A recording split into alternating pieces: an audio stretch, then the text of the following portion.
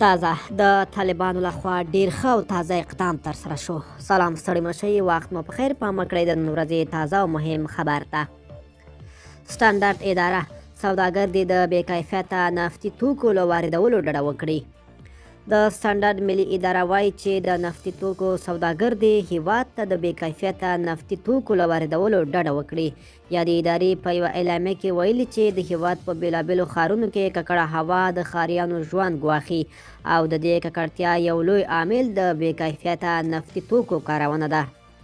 اعلامیه زیاتوي چې د سټنډرډ جوړونې د قانون پر بنسټ د سټنډرډ ملي ادارې رهبري د هیوادوالو د روغتیا په نظر کې نیولو سره ژمنه ده څو د چاپیریال د خوندیتوب او د انساني ژوند له ګواښونکو پدیدو سره مبارزه وکړي. د سټنډرډ ملي اداره له ټولو سوداګرو غوښتي چې په دې برخه کې جدي پاملرنه وکړي او د دې ادارې له پالیسۍ سره سمه سوداګري ترسره کړي. بلخوا د هیواد په شمال او لویدیځ کې د اورګاډي پټلۍ عملي چارې پیلېږي. د رئیس الوزرا په مشرۍ د کابینې په غونډه کې پریکړه شوې چې د جوزجان، اندخوی او هرات رزم ترمنځ د اورګاډي پټلۍ د جوړولو چارې دې پیل شي.